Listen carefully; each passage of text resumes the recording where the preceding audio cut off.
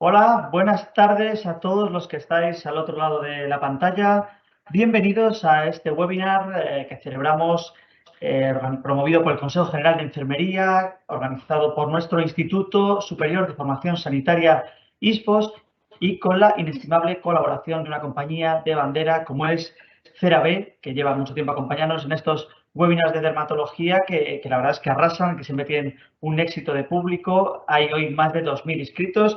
Es increíble cómo se agolpan, enseguida se van a agrupar las preguntas para nuestros expertos de hoy, que como siempre pues son de primerísimo nivel. Pero antes de entrar en materia, nos va a dar la bienvenida la directora de ISPOS, Pilar Fernández, que además, ojito, que tiene una sorpresa muy importante que os va a interesar a todos. Adelante, Pilar, conectamos con tu despacho.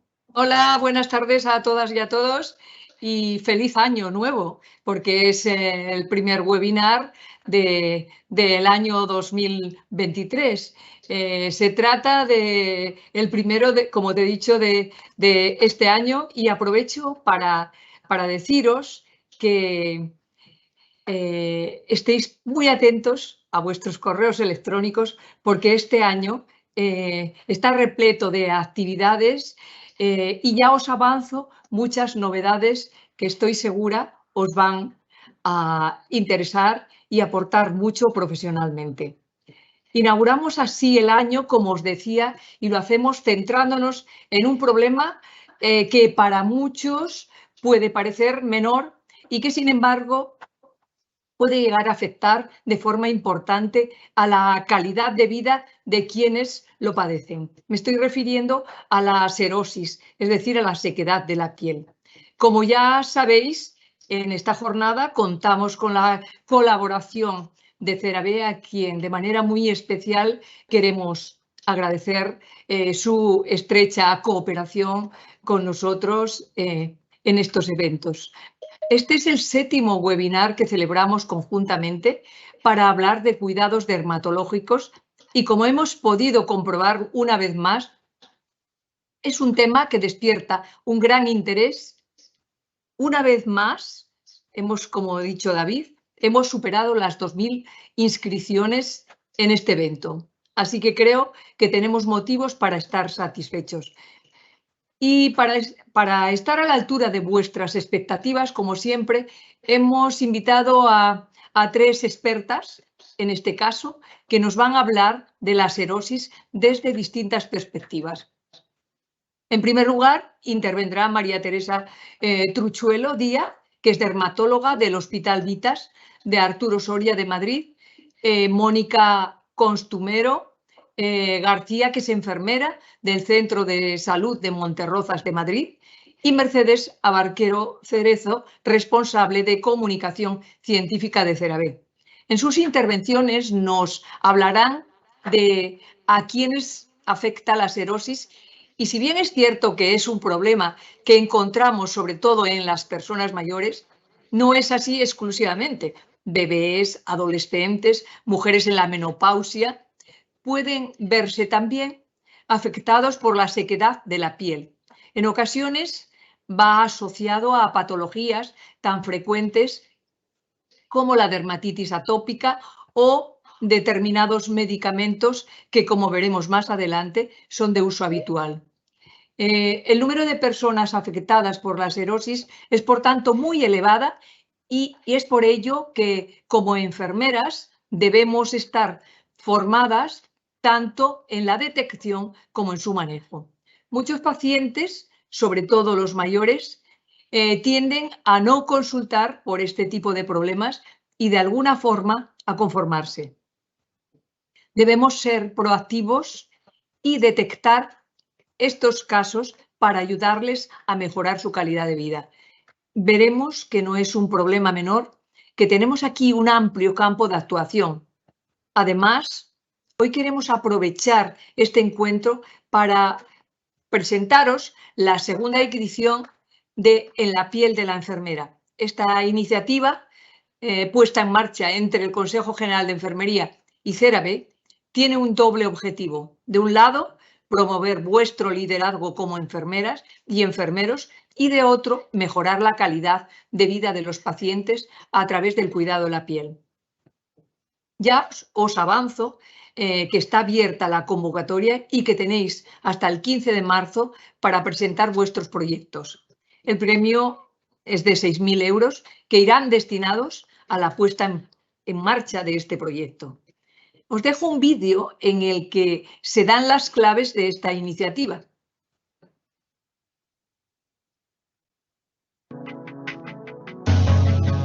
Llega la segunda edición de la beca En la piel de la enfermera, una iniciativa del Consejo General de Enfermería con la colaboración de CERABE, dotada con 6.000 euros.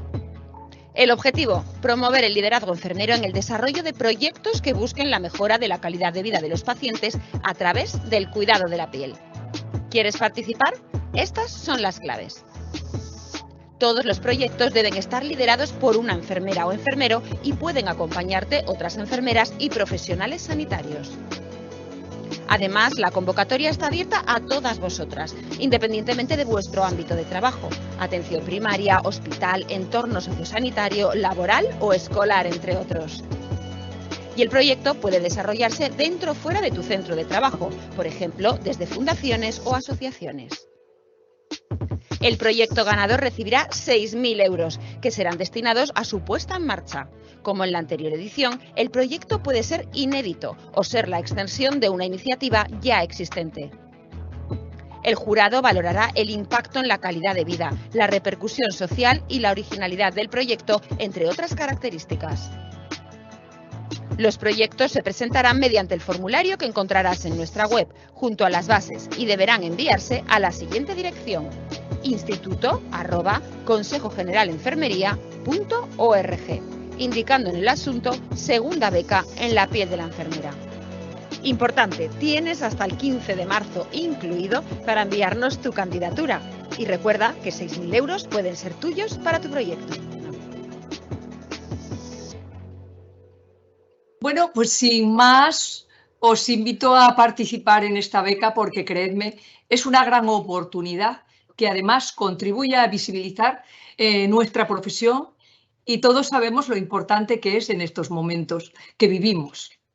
A continuación será el turno de de Mercedes Abarquero Cerezo, que es una de las ponentes que hablará en representación de CERABE. Es la responsable de comunicación científica de CERABE y hablará en su nombre. No quiero dejar pasar la oportunidad para agradecerle personalmente su colaboración y hacer extensible esto a todo el grupo de CERABE, pero también quiero agradecer en nombre del Consejo General de Enfermería y del Instituto Superior de Formación Sanitaria ISFOS, a todas las personas que habéis hecho posible que hoy estemos aquí todos celebrando este evento, tanto a los asistentes, ponentes, como los equipos interdisciplinares que han contribuido a que este webinar vea la luz. Muchísimas gracias a todas y a todos.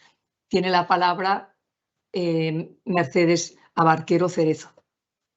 Muchísimas gracias, Pilar, y muy feliz año a todos. Es todo un honor continuar con esta colaboración con el Consejo General de Colegios de Enfermería y el Instituto ISFOS en este proyecto En la piel de la enfermera, que se inició en el año 2021 y que durante los últimos webinars hemos abordado diferentes temas alrededor de el cuidado de la piel, como la barrera cutánea, la dermatitis atópica, la psoriasis, la diabetes, y que han tenido una excelente acogida para todo el colectivo de enfermería.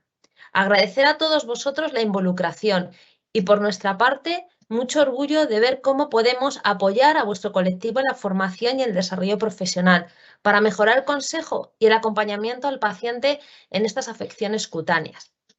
CERABE es una marca que seguro muchos ya conocéis. Fue creada en el año 2005 en Estados Unidos por un grupo de científicos y dermatólogos y hoy forma parte del grupo L'Oréal. Gracias a las ceramidas, que son las protagonistas en todas sus fórmulas, y una tecnología de liberación gradual, se consigue restaurar la barrera cutánea, que es clave para la mejoría de las principales afecciones cutáneas. Nuestro compromiso es ofrecerlos eficacia, calidad y seguridad a través de nuestros productos. Esperamos este webinar os ayude en vuestra práctica clínica y en este compromiso que va más allá. Para nosotros es el colectivo de profesionales sanitarios que están muy implicados en mejorar la calidad de vida del paciente. Vuestra labor es diaria, como decía Pilar, para detectar y acompañar en esas patologías, en el seguimiento, en la educación del paciente, que es clave. Por ello, hoy continuamos nuestro compromiso con este webinar sobre serosis, sobre la piel seca, una condición que, como decíamos antes, está presente en muchas personas y donde vuestro consejo y apoyo es clave. Puede afectar además también a la calidad de vida, por lo tanto, fijaros el impacto que puede llegar a tener. Y por último, nos gustaría cerrar esta pequeña intervención para animaros a participar en esta segunda edición de la beca de la piel de la enfermera que os acaban de presentar. Está creada para vosotros, para todos los que estáis más comprometidos en vuestras habituales tareas, es decir, que vais más allá y que ponéis vuestro conocimiento y habilidades al servicio de vuestros pacientes para mejorar su calidad de vida. Acciones que tengáis en mente, que ya estéis realizando, que realicéis ya en las consultas o que queréis realizar en el ámbito de la educación, de la prevención o de la terapéutica, que esté destinada a vuestros pacientes en el territorio español. Nuestro apoyo, como decía Pilar, es otorgar al ganador 6.000 euros y os recordamos que está disponible ya para que podáis empezar a hacer esas aplicaciones. Me gustaría terminar volviendo a agradecer a todas las personas implicadas en el Consejo General de Enfermería y en el Instituto de Formación Superior ISFOS, que hacen posible realmente que podamos estar haciendo hoy este webinar. Yo ya os doy paso para que podamos iniciar y podamos abarcar este nuevo webinar que seguramente os resulte muy interesante. Gracias. Muchas gracias, Mercedes. Muchas gracias, Pilar Fernández, por esta introducción. Y es que, bueno, el tema de la beca en la piel de la enfermera, esta segunda edición, si la primera hubo un nivel de participación altísimo, unos proyectos que es una pena que no se puedan realizar todos al final, pero bueno, muchos este año creo que se va a superar la participación y bueno, al final son iniciativas que redundan en beneficio de los pacientes y de la sociedad en general. Y sin más, vamos a arrancar con nuestras ponentes de hoy. Pero antes de que empiecen a ilustrarnos con sus conocimientos, os voy a poner un vídeo en el que se explica fácilmente cómo plantear las preguntas para que las vayamos recopilando y luego les bombardeemos para resolver todas vuestras dudas. Adelante el vídeo, compañeros. A ver. Para enviar sus preguntas, utilice la barra lateral que se muestra a la derecha de su monitor. Si no ve el cuadro de texto, actívelo en la parte superior derecha, icono Preguntas. A continuación, en la parte inferior, encontrará dos cuadros de texto. Introduzca su nombre en la casilla correspondiente y su pregunta en la casilla Haga su pregunta. Una vez planteada, haga clic en el icono. Perfecto. Muy bien, pues ha quedado claro. Perdonad a todos los que nos estáis viendo porque estoy a rayas como una cebra debido al sol que entra por la ventana, ha bajado el sol y aparte me estoy quedando medio ciego, ya parece que vuelve un poco a la normalidad, pero no es a mí quien me tenéis que ver, sino a nuestra primera ponente de hoy, que es María Teresa Truchuelo, Maite Truchuelo, que es una de las dermatólogas del Hospital Vitas Internacional de Arturo Sarria. Y dicho, ¿es dermatóloga? Sí, Hospital. Adelante, María Teresa, Maite. Hola, buenas tardes. Muchas gracias por la presentación. Pues nada, hoy vamos a hablar de las edades de la serosis. En primer lugar, definir qué es la serosis. Hace referencia al término a la piel seca y es un trastorno muy frecuente en la población general y que además tiene un impacto en la calidad de vida bastante importante. Las manifestaciones que nosotros vamos a ver en la consulta son variadas, desde simplemente una piel seca, áspera o descamativa, que se ve normalmente más apagada, hasta cuadros ya de inflamación, intenso picor, incluso en algunos casos sobre infección secundaria. Cuando la piel está seca, sobre todo en zona facial, también van a ser mucho más visibles las arrugas. Las repercusiones, pues es una piel que al estar alterada va a estar mucho más expuesta a enfermedades cutáneas, como hemos dicho, afecta la calidad de vida del paciente y cuando es grave puede incluso interferir con el ámbito laboral, social o personal. Interesante es entender primero un poco cómo es la característica... Maite, perdona que te interrumpa, soy David Ruiz Pérez. Creo que no se ha puesto tu presentación. Estás hablando, que nos encanta verte, pero todavía no se ha compartido la presentación. Cierto, es verdad que no he dado el escritorio, perdonadme. Nada. ¿Ahora está aquí? A ver, parece que va a ser perfecto. Fenomenal. Adelante. Perdón. Y nada, lo que os comentaba es que primero vamos a repasar cuál es la estructura de la piel para entender un poquito por qué puede fallar y llevarnos a la serosis. Es interesante entender qué porcentaje de agua tenemos en cada capa de la piel. La capa córnea presenta tan solo un 15% de agua, pero sin embargo es una de las capas que va a ser más importante de cara a la presentación de la serosis. Cuando este porcentaje de agua en la capa córnea disminuye por debajo del 10%, pues nos va a llevar directamente a la serosis. En la epidermis el porcentaje de agua es superior y en la dermis, fijaos que hasta el 80% de la dermis es agua, pero no va a tener tanto impacto en la serosis porque no se ve normalmente tan afectada. Al final, la función barrera, el objetivo es que nos mantenga esas proporciones de agua de forma adecuada y si el ritmo a la cual perdemos agua es mayor que la capacidad de retenerla, pues es cuando las proporciones de agua disminuyan y podemos vernos ante una serosis. Hoy en día entendemos la piel como un órgano funcional y no tanto algo, una estructura física sin más, sino que hay distintas funciones. Muy importante el microbioma, que son todos estos microorganismos que forman parte de la piel y que van a influir tanto en el estado de salud de la misma como si se ve alterado en patologías.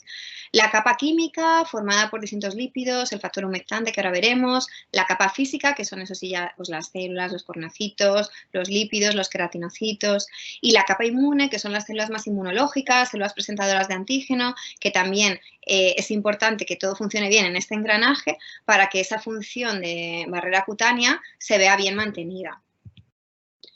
¿Cómo regula nuestra piel ese agua que es importante para no tener serosis? Pues por una parte tiene la capacidad, cuando está correcta, de retener agua en ese estrato córneo, que era la capa más superficial. Por otra parte, es capaz de captar agua de esos estratos más profundos, de la dermis, donde decíamos que hasta un 80% era agua. También la piel tiene la capacidad de captar agua desde el ambiente de formas externas, por eso en ambientes húmedos pues va a ser más fácil que esté hidratada y en ambientes secos pues más difícil. Y luego es capaz de controlar la pérdida de agua que pues, se presenta por evaporación o por la sudoración. La capa física y química que ya hemos anticipado, en la capa córnea los elementos más importantes va a ser el manto hidrolipídico, el factor humectante hidratante natural y que se mantenga la integridad de la estructura de cemento intercelular y corneocitos, que serían los ladrillos que ahora comentaremos. A nivel de la epidermis, que es la capa que está justo después de la córnea inferior, son importantes las moléculas de la aquaporina 3 y la claudina, y a nivel de la dermis, el estrato más profundo, pues va a ser importante que esté presente el ácido hialurónico, que tiene una capacidad higroscópica de captación de agua muy importante. Respecto al manto hidrolipídico que hemos comentado, hace referencia a la película que recubre todo el estrato córneo y que está en contacto con el exterior directamente. Está formado por una parte acuosa que deriva del sudor, pues agua, iones, aminoácidos, una parte más oleosa que está formada a su vez por triglicéridos, colesterol, ácidos grasos, ceramidas. Luego tenemos el factor humectante natural. Esto es un conjunto de moléculas, es una mezcla de aminoácidos y sales que tiene que estar presente para que la piel esté bien hidratada. Los aminoácidos van a derivar de la degradación de la filagrina, que es una proteína que ahora vamos a comentar, y las sales van a proceder de la secreción del sudor. La filagrina la comentamos porque es una molécula muy importante. Si veis aquí en la imagen, a la izquierda sería una piel sana con una presencia de filagrina normal y a la derecha es una piel atópica y con ictiosis vulgar donde vemos que hay ausencia de filagrina. La atopia y la ictiosis vulgar son, digamos, la referencia de la piel seca y, por tanto, es muy visible en esta imagen cómo la ausencia de filagrina pues, es directamente relacionado con la serosis. Y luego, importante también a nivel estructural, lo que decíamos que sería como el cemento intercelular del estrato córneo, que es la bicapa lipídica. Esta está formada por ácidos grasos, ceramidas y colesterol. Va a permitir que las sustancias pasen de manera selectiva y así proteger la piel y, por otra parte, controla la pérdida de agua. Cuando la capacidad de lípidos o su proporción se ve alterada, esa pérdida de agua va a ser mayor y, por tanto, la piel se va a deshidratar más fácilmente. Y los corneocitos son las células que hacen referencia a los ladrillos del estrato córneo y tienen que estar presentes, pero también periódicamente tienen que ir descamándose y además de una forma paulatina y no en grumos, como vemos a veces en serosis, que por eso luego vemos esas descamaciones. Para que esto sea así, es necesario que haya una serie de enzimas que veis aquí, que estén presentes y que favorezca esa evolución normal de descamación del corneocito. Esta sería una imagen de una piel sana y a la derecha pues una piel irritada con esa rugosidad en los estratos más superiores, esa aparición de escamas porque no se está descamando de forma uniforme y natural. Por tanto, ¿qué es la causa detrás de la serosis? Pues por una parte puede estar presente porque hay una alteración o una disminución de los lípidos de la superficie, sobre todo las ceramidas, de ese cemento intercelular que hemos comentado. Puede estar presente también porque lo que se ve afectado es el factor humectante natural, por déficit de urea o por déficit de la filagrina que hemos comentado. O también puede estar presente porque haya una descamación irregular de esos corneocitos que eran los ladrillos del estrato córneo. ¿Qué causas hay detrás de esto? Por una parte, causas internas, algunas completamente normales, pues la propia asociada a la edad o a las alteraciones sebáceas dentro de los rangos normales, pero también hay enfermedades que pueden estar detrás. Algunas como estados carenciales, dermatosis inflamatorias, clásicamente la dermatitis atópica, enfermedades como diabetes, hipotiroidismo, el tabaquismo también predisponen a la sequedad. Pérdida de agua, pues por alguna quemadura, porque tengamos algún episodio de gastroenteritis, etcétera. Factores iatrogénicos que podamos provocar de los personales sanitarios, pues al hacer prescripciones, como es un abuso de diuréticos, laxantes, retinoides, es lo más típico. Y luego factores externos que también influyan, desde climáticos, cuando hay un exceso de calor o mucho frío, las calefacciones, la sequedad ambiental. Hay ciudades, pues por ejemplo Madrid, que tiene una humedad ambiental relativa muy baja. Agresiones químicas, los detergentes, suavizantes, etcétera. Y luego agresiones físicas, como puede ser pues, la fricción, los roces y demás. Si se pasa. Uy, perdón, porque no se me está pasando. Ahora. Perdón. A ver si se... Maite, recuerda pinchar en el PowerPoint. Ah, perdón. Muy bien. Nada, los factores externos ambientales, como es la temperatura, la humedad ambiental, son importantes porque las enzimas que decíamos que eran importantes en la piel se ven afectadas precisamente por estos parámetros. Y así típicamente vemos estas serosis típicas del invierno en las zonas más expuestas, como son las manos, la boca, los párpados, típico pues ahora en el invierno, gente que se va a esquiar, la verdad nos consultan mucho. También la serosis o piel seca de la infancia, hay algunas que son asociadas a enfermedades y hay otras que son más externas pues, por los hábitos de vida de los niños. A enfermedades, como hemos visto, la dermatitis atópica se lleva la palma, es una enfermedad bastante frecuente que se caracteriza por el intenso picor, afectación de la calidad de vida, aparición de eczemas en distintas partes del cuerpo. Hay una predisposición genética que afecta en concreto a la filagrina, como hemos comentado, y a veces se asocia también pues, a alergias, incluso asma o intolerancias alimentarias. Esas son las imágenes típicas, que las hay más leves como la imagen de la izquierda, también más severas como la de la derecha. Y luego tendríamos el otro grupo importante de enfermedades que son las ictiosis, que son unas enfermedades determinadas genéticamente, donde la serosis o sequedad de la piel es el signo común a todas ellas. Hay distintos grados de intensidad, algunas simplemente pues, se manifiestan simplemente con la serosis, la sequedad y ya está, pero otras llegan a ser incompatibles con la vida. Luego está la serosis en la adolescencia. En este grupo de edad podemos ver o dermatitis atópica que se mantiene en la adolescencia o iatrogénicas porque estamos tratando acnés inflamatorios y pautamos retinoides orales, cuyo uno de sus efectos secundarios típicos es la sequedad o ictiosis. En la edad adulta, la serosis o sequedad la vemos asociadas pues, a enfermedades como habíamos dicho, diabetes, hipotiroidismo, enfermedades típicamente cutáneas como es la psoriasis, que vemos aquí, que tienen asociadas también otros síntomas más allá de la piel.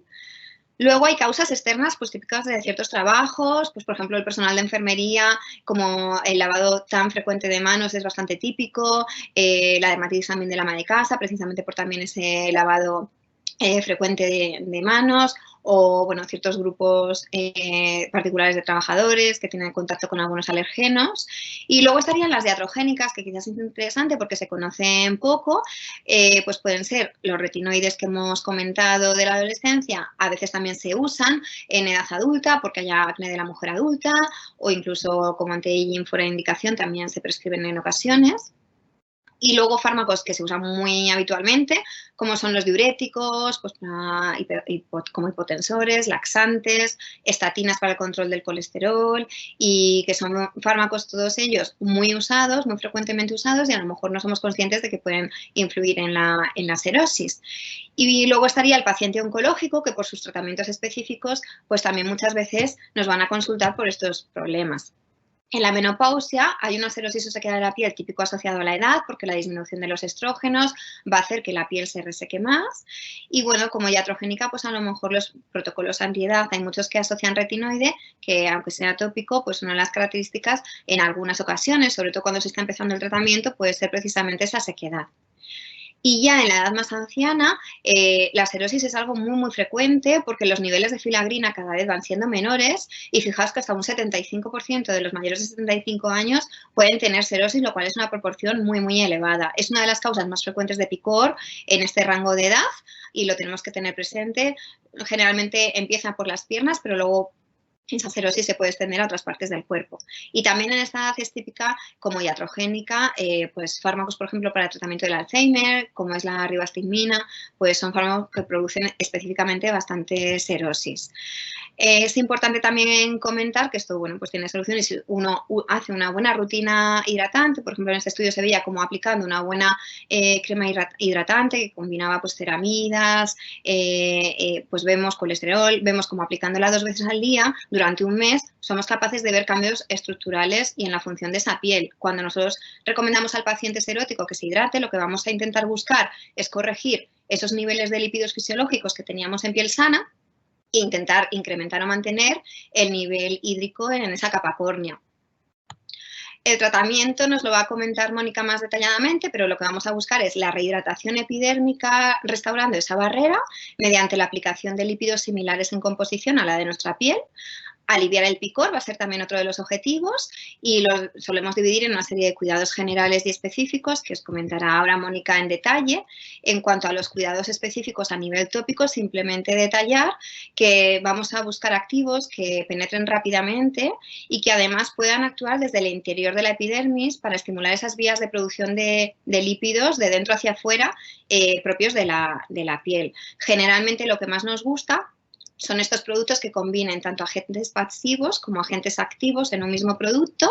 Y ya para terminar, comentar este estudio para traducir precisamente eso, que si uno lleva una buena rutina, realmente el problema de la ictiosis puede ser reversible. Estos fueron 34 pacientes, era un estudio doble ciego controlado con placebo y en el brazo que se trataba con la crema que presentaba lípidos, pues ceramida, triglicéridos y colesterol, se veían al mes mejorada tanto la estructura lipídica como la función barrera cutánea, como disminuía también significativamente la sensibilidad de la piel.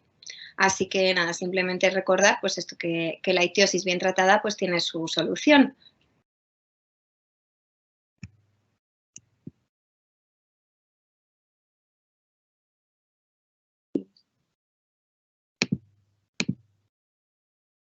La verdad que tenía el micro, hemos solucionado los problemas de imagen, que ya se ve bastante bien, pero tenía el micro cerrado. Que muchas gracias, Maite, por esa fantástica intervención. Vemos que la cirrosis, la piel seca, que a veces se considera como un problema menor, pues puede tener mucha vinculación a muchas patologías, generar una cierta problemática en el paciente, que requiere unos cuidados especiales como los que nos va a exponer nuestra siguiente invitada de hoy, que es Mónica Costumero, enfermera, esa dupla que hacen enfermera y dermatóloga y que siempre escenificamos también en estos webinars. Mónica es enfermera del Centro de Salud Monterrozas, que está aquí en Madrid, en Las Rozas, muy cerquita de aquí de la sede del Consejo General de Enfermería. Y bueno, vamos a profundizar un poquito más de qué cuidados pueden ofrecer los profesionales de enfermería y para ellos mismos también, porque decía antes Maite que también con tanto lavado de manos, con los productos abrasivos, pues también sois las enfermeras a la vez que nos ofrecéis el tratamiento para los demás y para vosotras mismas. Sin más, Mónica, te cedo la palabra. Adelante. Hola, buenas tardes a todos. Primero quería dar las gracias a todos los inscritos y también dar las gracias al Consejo General de Enfermería, a L'Oréal y en especial a CeraVe por haber contado conmigo para hablar de un tema tan sumamente fascinante como es el cuidado de la piel. Nosotros, como enfermeros, tenemos el gran privilegio de poder ayudar al paciente en todas sus esferas, tanto físicas, psíquicas como psicológicas.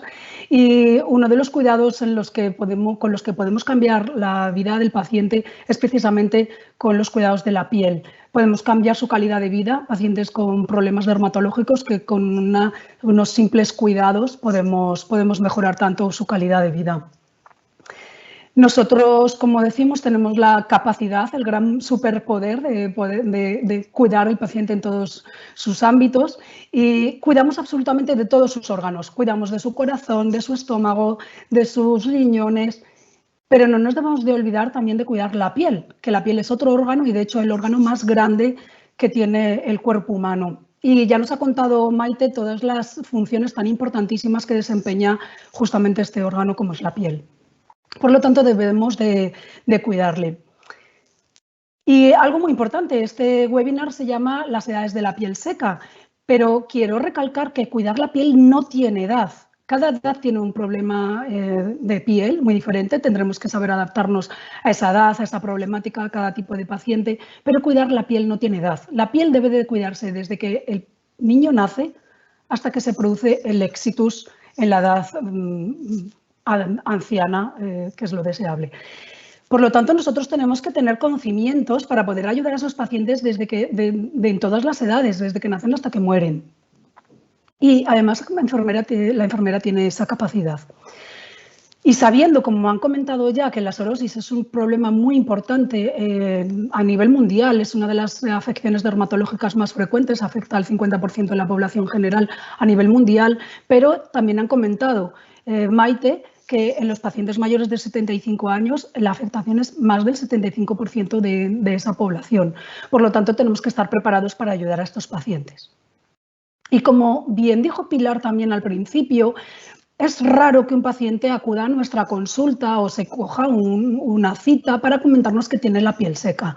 Normalmente es de una forma en la que yo llamo por el ya que estoy aquí, mira que cómo tengo la piel. O una detección casual, pues a lo mejor para remangarle la manga, tomarle la tensión, vemos que tiene el brazo con una importante sequedad, o le vamos a sacar sangre y detectamos esa serosis, o el paciente acude a nosotros o al médico de familia porque tiene una psoriasis. Muy frecuente que acudan a nosotros, sobre todo en atención primaria, porque tienen una herida en la pierna, a lo mejor provocada por un problema de hipertensión prolongada, por por ejemplo, una úlcera de Martorell, que es producida por una arteriolosclerosis, acude, nos lo muestra, que sería el ejemplo de la foto que aparece debajo de las letras, y al valorar la herida detectamos que tiene una sequedad brutal en el talón. Podemos mirar el resto de la piel y detectamos probablemente otras zonas secas. O acuden por una herida de pierna de otra etiología, como puede ser un edema importante, un linfedema, esa paciente que presenta un edema duro con bastante sequedad en la piel, incluso ya lesiones, o un paciente con insuficiencia venosa crónica que acude porque tiene unas lesiones o porque el propio éxtasis venoso ha hecho romper la piel o porque el propio prurito de la insuficiencia venosa ha producido un rascado en el paciente, que es tan importante quitar el picor del paciente precisamente para que no se produzcan heridas. O se ha dado un golpe y por ese problema de insuficiencia venosa se ha producido una herida, o acudimos a un domicilio para valorar una úlcera derivada de la dependencia, una lesión derivada de la dependencia, y vemos que no solo hay problemas de presión, de fricción, sino también de humedad o de sequedad de la piel que provoca estas heridas. Por lo tanto, nosotras como enfermeras debemos de anticiparnos a todo esto, saber detectarlo, saber prevenirlo y ser proactivas en esta situación, como bien ha dicho Pilar. No debemos de esperar a que el paciente acuda a nosotros por este problema, sino ser proactivas y detectar qué pacientes van a tener más probabilidades de tener la piel seca. Sabemos que hay factores que favorecen esta serosis, por lo tanto nosotros como enfermeras cuya función principal es la prevención, debemos de estar alerta a todos estos factores para prevenir esta sequedad de la piel. Tenemos la genética, que sí, efectivamente, igual que heredamos los ojos azules o un apartamento en la playa, también podemos heredar la piel seca. La edad, que si bien no podemos intervenir en retrasar esa edad, pero sí que podemos intervenir en las pieles patológicas según la edad. La comorbilidad, la medicación, como muy bien ha explicado Maite. La nutrición, ciertos estados carenciales, una mala nutrición, una mala hidratación pueden favorecer esta piel seca. El sol es un factor que afecta sobremanera de forma muy negativa, y aunque es verdad que la población cada vez va siendo más consciente de este daño, todavía queda mucho por hacer. Los cambios ambientales, el tabaco, en fin, una serie de factores que conocemos que pueden provocar piel seca y que nosotros como enfermeras podemos detectar y prevenir. Vamos a hablar de esos cuidados, lo hemos dividido en cuidados generales, que son los cuidados desde el interior y precisamente para paliar estos factores que provocan la sequedad, y luego los cuidados específicos ya más dirigidos al cuidado de la piel. Comenzamos con los cuidados generales y hemos hablado de la genética. Cierto es que los genes no los podemos modificar, por lo menos por ahora, danos tiempo, pero lo que sí que es verdad es que no podemos modificar esos genes, pero sí podemos intervenir en la expresión de esos genes, en la actividad de esos genes, como a través de la epigenética, es decir, cómo nos cuidamos, qué estilo de vida tenemos. Y esto está estudiado. Se ha estudiado cómo dos hermanos gemelos homocigóticos, teniendo exactamente el mismo ADN, cuidándose uno de una manera y otro de otro, como uno va a envejecer de diferente manera que otro, como uno va a padecer ciertas enfermedades que no va a padecer el otro, cuando tenían un ADN exactamente idéntico.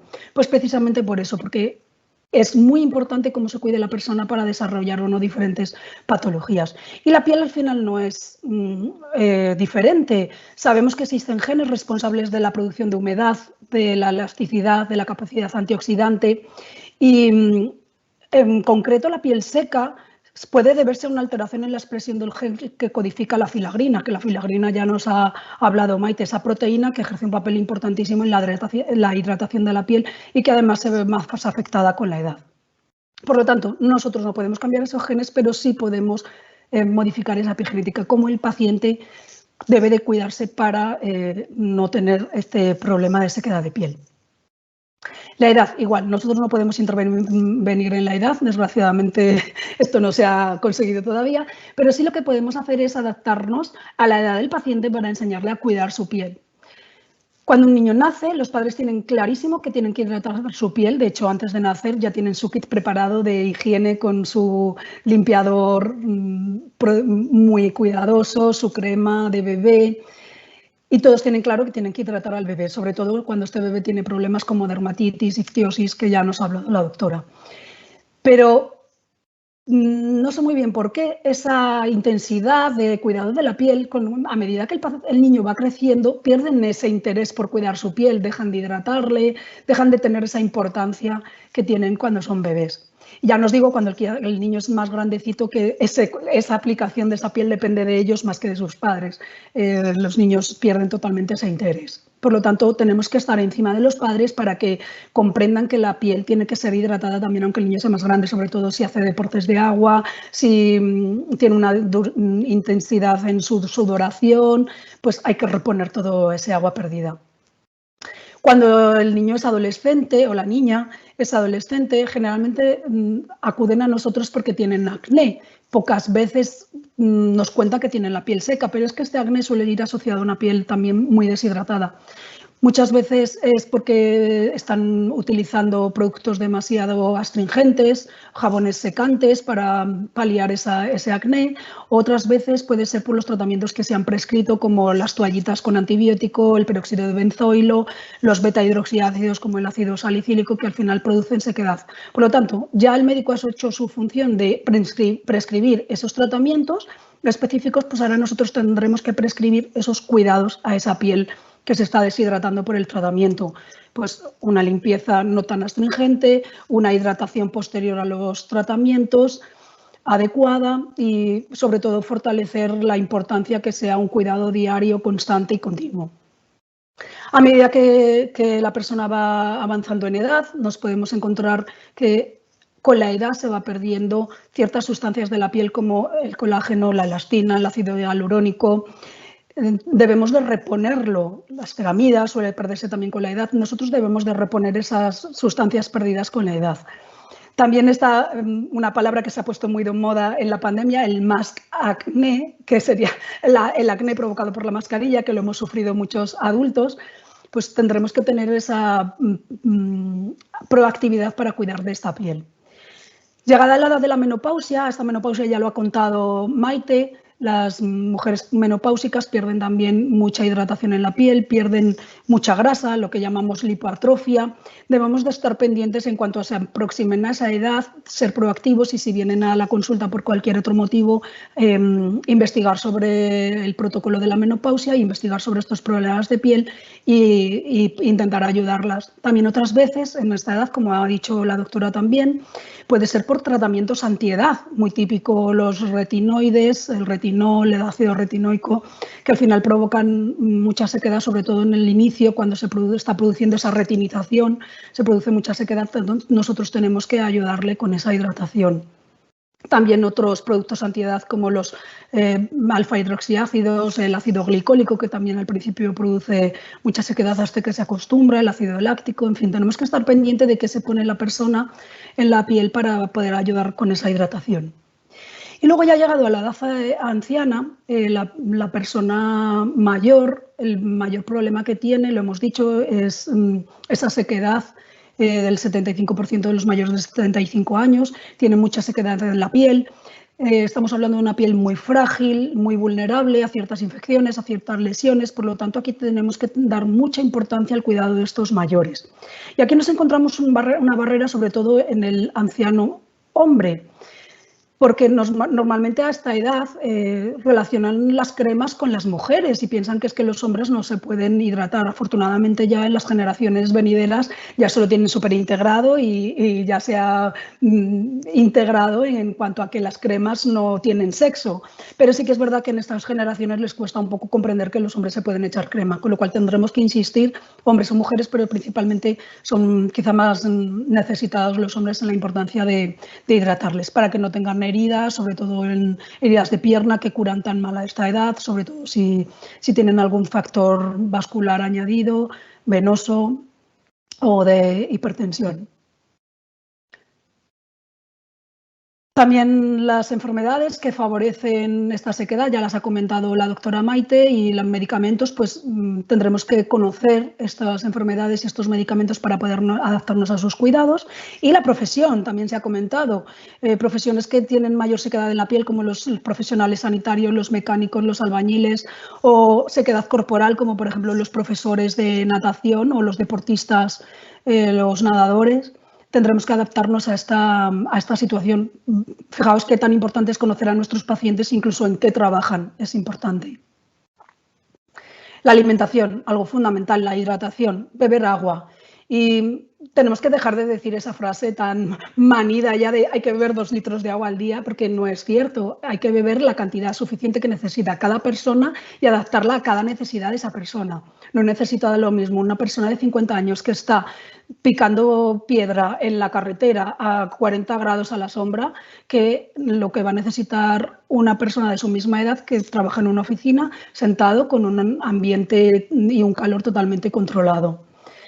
También cuidado con el anciano, porque el anciano sí es verdad que necesita menos cantidades de agua, porque como el agua se va perdiendo con la edad, digamos que el niño cuando nace tiene un 90% de su composición en agua, el anciano pues puede llegar incluso a un 60, un 50 y es verdad que necesita menos agua, pero también hay que aportársela.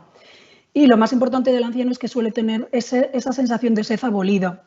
Por lo tanto, hay que insistirle en que tiene que hidratarse y si les cuesta el agua, que normalmente les cuesta el agua, beber agua, pues hay que incentivarlo a que lo haga en forma de infusiones, de calditos, de sopitas, de consomés, que aporten agua que les sea de una forma un poquito más agradable que beber el agua que no les suele estimular mucho. En cuanto a la alimentación, tiene que ser una alimentación equilibrada, tanto cuantitativamente como cuantitativamente. Debemos de estimular la ingesta de fruta y verduras, que van a aportar agua en sí mismas, pero además vitaminas hidrosolubles muy importantes también para la piel.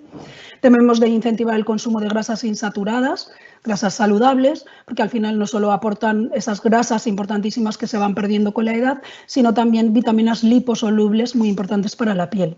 Y por supuesto proteínas, que ya sabemos las proteínas tienen una función reparadora, una función constructiva, que es muy importante sobre todo en pacientes que ya tienen lesiones en la piel, que tienen heridas, hacer un incremento en su consumo de proteínas para producir esa reparación de tejidos. Y muy importante, no tomar alcohol. El alcohol produce deshidratación a todos los niveles y por supuesto también en la piel. El sol, lo hemos comentado al principio, el sol es el gran enemigo de la piel, produce la destrucción de las fibras elásticas de la piel, es el responsable del 50% del envejecimiento, el fotoenvejecimiento está ya más que demostrado, produce además daños irreversibles y viene fatal para todo tipo de pieles, pero sobre todo para la piel seca. Y os podéis estar preguntando, bueno, Mónica, pero es que el sol también es importante para la síntesis de vitamina D. Cierto, pero hay que saber cómo tomarlo, que es un poquito tiempo al día, con unos minutos, 10-15 minutos es suficiente, no hacerlo en las horas puntas y exponer zonas que no sean vulnerables. Si nosotros tenemos una piel vulnerable en las piernas, no vamos a exponer las piernas, expondremos los brazos. Si nuestro problema es en la cara, pues expondremos las piernas. En fin, elegir un poco cómo tomar ese sol. ¿Cómo evitar estos daños del sol? Pues muy importante, protección solar todo el año, los 365 días del año, haya o no sol, y evitar la exposición, como ya he comentado, en las horas puntas. Y fijaos, me apetecía mucho poneros esta foto que se ha hecho muy viral este año. Es una foto que colgó en Twitter un dermatólogo de Nueva York, que demuestra cómo una mujer de 92 años que se protegía la cara pero no el cuello, cómo se produjo ese daño del sol en el cuello, lo que llamamos elastosis solar, esa piel seca, arrugada, totalmente destruida por el sol, con respecto a la cara que sí la protegió. Y me parece fascinante y de hecho se hizo muy viral en las redes sociales. El tabaco destruye la piel, produce una deshidratación brutal, adelgaza la piel, la pone áspera, quebradiza, disminuye la oxigenación, produce arrugas prematuras, altera la cicatrización, muy importante los pacientes que tienen heridas y lesiones en la piel que no fumen porque al final la cicatrización se va a retrasar sobremanera. Por lo tanto, ya tenemos un motivo más para fomentar el dejar este hábito. El clima, ya hemos hablado, conociendo que afecta tanto los cambios de temperatura, la sequedad ambiental, pues tenemos que explicárselo al paciente para que lo tenga en cuenta y formarle en este sentido. Y ya nos metemos en los cuidados específicos. Importantísimo la parte de la higiene. Parece como muy de perogrullo que la higiene debe hacerse de forma adecuada, pero es así. Debemos de instruir al paciente que haga una ducha diaria pero corta. Al final, el estar mucho tiempo expuestos al agua deshidrata la piel. El agua templada, el agua muy caliente, aunque sea muy gustoso meterte debajo de la ducha con agua muy calentita, pero sí que es verdad que deteriora bastante la piel, incluso la del cuero cabelludo a la hora de lavarnos el cabello. Tenemos que utilizar un limpiador lo más gentil posible con la piel, a ser posible que no lleve jabones, porque al final los jabones llevan surfactantes, tensoactivos necesarios para limpiar la piel, pero no imprescindibles. Podemos utilizar limpiadores sin jabón, que sean humectantes, que sean de un pH fisiológico. El pH fisiológico de la piel no es un pH neutro, como solemos decir, sino un pH ácido, aproximadamente del 5.5. Vamos a buscar este tipo de limpiadores. Evitar las esponjas, porque al final lo primero, esa abrasión es totalmente innecesaria y lo segundo, las esponjas son un caldo de cultivo estupendo para todos los microorganismos. Por lo tanto, las bacterias, ciertas bacterias, hongos, esporas se montan. Hay una fiesta en esas esponjas húmedas continuamente que desde luego hay que evitarlas. Evitar también lociones que contengan colonia, que contengan alcohol. Y bueno, lo del alcohol ya lo hablaremos más adelante, pero no todos los alcoholes son perjudiciales, lo hablaremos un poquito más adelante. Y utilizar prendas de tejidos naturales que deshidratan menos la piel. Y ojo, como hemos hablado antes con las personas que van mucho a la piscina, no solo por su profesión, sino también pues, por los que realicen deporte. En piscinas, el agua en las piscinas reseca muchísimo, más si son cloradas, cuidado con las saunas que también deshidratan. En cuanto a los tratamientos tópicos, debemos de elegir tratamientos que penetren, fórmulas que penetren muy rápidamente en la piel, que penetren en las capas profundas y que hagan una hidratación desde el interior hacia el exterior, ya lo hemos comentado también, y cuidado con los alcoholes secantes, pero no todos los alcoholes son secantes, hay ciertos alcoholes que son necesarios para estabilizar la formulación, pero que no son secantes, eso ya hablaremos también. Y de preferencia evitar las cremas o las lociones con fragancias. Al final la fragancia no deja de ser un alcohol y además estas fragancias pueden producir alergias. Y muy importante, hay que instruirle al paciente para que se aplique las cremas inmediatamente después de la ducha, porque una vez que se secan, que por cierto el secado no debe de hacerse frotando, sino a pequeños toquecitos, cuando la piel está todavía ligeramente húmeda, es fundamental dar ahí las cremas para evitar esa evaporación transdérmica que se produce una vez que han pasado incluso pocos minutos después del baño. Por lo tanto, inmediatamente después de salir de la ducha, secamos a toquecitos y aplicamos las cremas. Y tenemos dos tipos de hidratantes, los hidratantes activos y los hidratantes pasivos. Los hidratantes activos suelen ser los que aportan agua, son los más empleados y son los que más se mantienen en fase acuosa en el preparado. Y los hidratantes pasivos que impiden esa pérdida de agua que tenemos en la capa córnea. Estos son los que se mantienen en una fase oleosa en el preparado.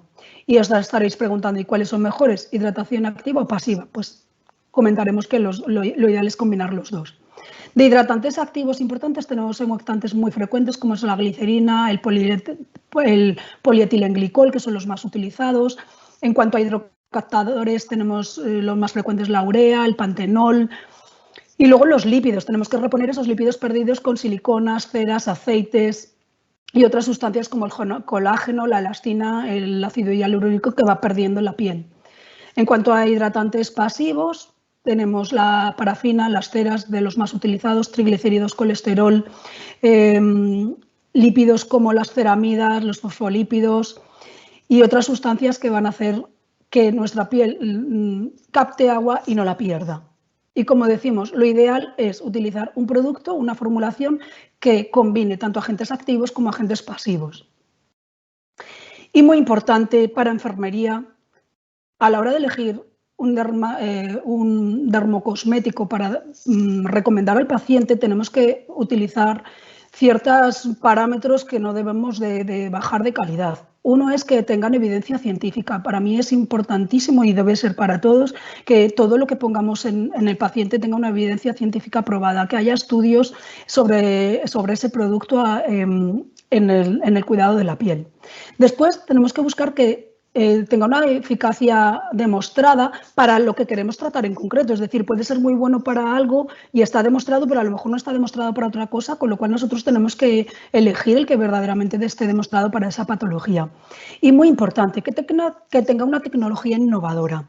Tenemos mucha tendencia los enfermeros a utilizar productos aludiendo a que es que me ha funcionado toda la vida, es que toda la vida ha ido bien. Bueno, nosotros ya somos científicos, no solo somos enfermeros, somos científicos y debemos de intentar dar nueva tecnología y una innovación en los productos que utilizamos con los pacientes y que les ofrecemos y que les recomendamos y que les prescribimos. Por lo tanto, vamos a dejar esa idea de es que siempre funcionó. Bueno, pues es que ahora hay otras cosas que tienen unas tecnologías mucho más innovadoras que funcionan muy bien y es a lo que debemos de elegir. Por lo tanto, enfermería tiene el gran superpoder de utilizar el corazón para cuidar al paciente, pero también utilizar el cerebro y utilizar la ciencia. Son una combinación perfecta que solo enfermería puede tener, corazón y ciencia junto. Y ya para terminar me gustaría dar un extra en cuanto a lo importante que es que los enfermeros sepamos leer las etiquetas de los cosméticos, es decir, el INCI. El INCI no es más que una nomenclatura internacional de ingredientes cosméticos que se nombran de exactamente igual manera, esté hecho en España o en Estados Unidos, y da igual que lo haga el laboratorio X que Y. Todos tienen que nombrarlo de la misma manera. Es la mejor manera de poder identificar los principios activos que lleva cada cosmético.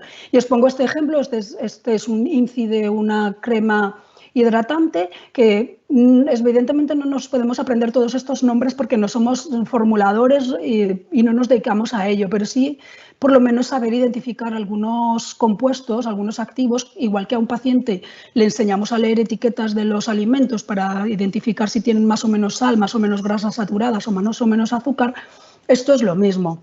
Pongo este ejemplo, por ejemplo, veis que en segundo lugar del INCI está la glicerina. Normalmente el INCI ordena los principios desde el que tiene más cantidad al que tiene menos, excepto los que bajan del 1% que ya van indistintamente colocados como quiera la marca.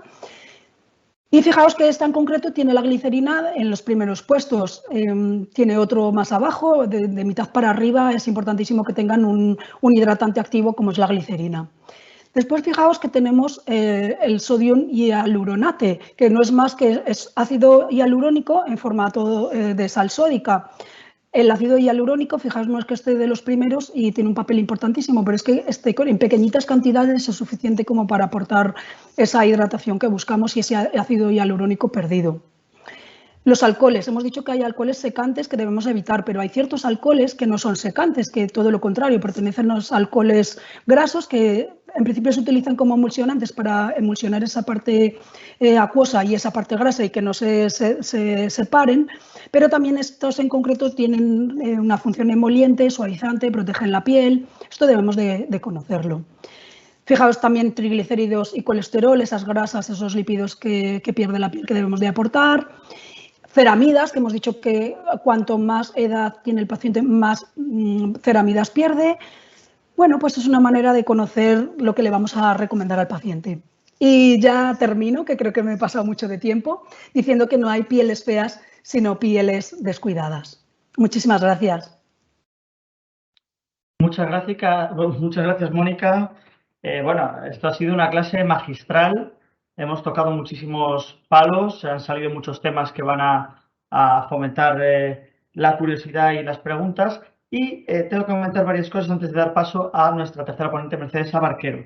Primero, muchos de vosotros estáis entrando de forma anónima en el seguimiento del webinar y estáis preguntando cómo conseguir el certificado de asistencia. Lo mejor es que mandéis un email a info@ispos.com, repito, info@ispos.com, ahí os identificáis de cara a cursar el diploma de asistencia después de asistir al webinar. Más asuntos. Os recordamos que mañana ya tendréis colgado en su integridad este webinar, pero claro, si os vais no podéis hacer las preguntas, aquí no se mueve nadie, pero podréis repasarlo, verlo o pasárselo a quien no lo haya podido asistir en directo, pues porque las agendas a veces no lo permiten en esta vida tan complicada que llevamos. Y aún así esta tarde, probablemente según acabe el webinar, un poquito más tarde ya tendréis en Canal Enfermero una noticia en vídeo sobre pues, lo más destacado de lo que ha dicho cada ponente. Y dicho todo esto, vamos con nuestra tercera ponente, Mercedes Abarquero, que es la directora de comunicación científica, la responsable de comunicación científica de CERAVE, es farmacéutica, tenemos médico, tenemos enfermera, tenemos farmacéutica, ese trío sanitario por excelencia, quien va a profundizar aún más porque no hay nadie mejor que ella para conocer todos los productos de composición. Por cierto, no he comentado, bueno, es posible que el umbral de las enfermeras sea evidentemente más alto, pero las fotos que ha puesto en los casos clínicos Mónica, pues para los profanos son un poco duras, pero creo que son de estas que a las enfermeras pues les encanta ver un poco casos reales y las matices que has ido aportando. O sea que muchas gracias por esta exposición. Sin más, Mercedes, que te veo ahí ya preparadísima. Adelante con tu exposición, que está, por cierto, el chat de preguntas a tope. O sea, no va a tiempo a darlas todas, pero estamos organizándolas para que podáis contestar enseguida. Adelante, Mercedes. Muy buenas tardes. Muchísimas gracias, David, por darnos pie a poder hablar de este tema y muchas gracias a las ponentes, a Mónica y a la doctora Maite Truchuelo, porque ha sido espectacular. Espero estar al nivel ahora mismo y bueno, voy a compartir mi presentación, creo que ya estáis viendo la pantalla. Y a mí me gustaría empezar un poco pues retomando la última parte que ha estado hablando Mónica. En el caso de los activos, que muchas veces hablamos, ¿qué cosas son importantes en una formulación para una rutina para la piel seca? Y realmente lo primero que tenemos que empezar hemos hablado de que es un dermocosmético y efectivamente incluso hemos visto un INCI de un producto, un dermocosmético que se utiliza para la piel seca. Pero tenemos que entender que lo primero es que es un producto que tiene una estricta carta de formulación y que sobre todo ese nivel de evidencia del que hablaba hace un momento Mónica y que es clave, es lo que nos permite ahondar y tener una eficacia demostrada. Esto lo que va a hacer es que podamos recomendarlo y utilizarlo en esas situaciones en las que hemos visto, bien porque nos permite espaciar brotes, nos permite que tenga una buena adherencia porque el paciente ve resultados, nos permite también que esos efectos secundarios que hemos visto de ciertos pues medicamentos que generan, por ejemplo, iatrogénicamente una serosis, pues podamos reducirlo. En definitiva, al final lo que buscamos es mejorar la calidad de vida de los pacientes. ¿Y cómo lo hacemos? Bueno, pues hemos comentado pues, esa selección de ingredientes, que ya incluso hemos visto algunos de ellos. Hemos hablado, o no hemos hablado, mejor dicho, de que en muchas ocasiones en ciertos dermocosméticos, específicamente cuando están centrados, orientados a un tipo de patología o problemática que los recomendamos, evitan ciertas sustancias y, por supuesto, el incorporar nuevas tecnologías que están basadas al final en la investigación, en conocer más cómo funciona la piel, nos permite tener rutinas de cuidado. Yo me voy a dirigir a las rutinas de cuidado a ir un poquito más allá. Es decir, una rutina de cuidado no solamente es la crema, es también incorporar un producto limpiador hidratante que comentaba antes Mónica. Perdón, un producto de higiene. Un producto de higiene que nos permita incorporar esas sustancias desde la higiene que no tenemos o que hemos perdido pues, por diferentes circunstancias. Hablamos de esos productos que son, en primer lugar, para limpiar. Entonces, tienen que tener tensioactivos, tienen que tener un producto detergente. Lo importante es saber que el detergente que estemos utilizando sea un detergente suave, que respete la piel o que en medida de lo posible la combinación que tengamos dentro de esa fórmula nos ayude a que no se deslipidice la barrera cutánea. Además, tenemos elementos hidratantes y relipidizantes. Esto es clave principalmente en las pieles secas. ¿Por qué? Porque nos va a permitir incorporar desde el momento de la higiene esas sustancias que son deficitarias en esa piel. Y por supuesto, tecnologías y un pH fisiológico. No se nos debe olvidar que nuestra piel tiene un pH ácido en torno a 5,5 y los productos que recomendamos, especialmente los productos de higiene, también tienen que ir en ese pH. ¿Por qué? Pues porque hay sobre todo ciertos compuestos, pues los tensioactivos, los llamados sulfatos, por ejemplo, o los jabones naturales que suelen ir en pHs más altos. Por lo tanto, es muy importante asegurarnos que el pH fisiológico se mantiene en el producto, que tengamos un pH en torno a un 5,5. Es importante, muy importante, la higiene y lo veis en pantalla, ¿de acuerdo? ¿Qué es lo que ocurre cuando nosotros utilizamos una higiene inadecuada?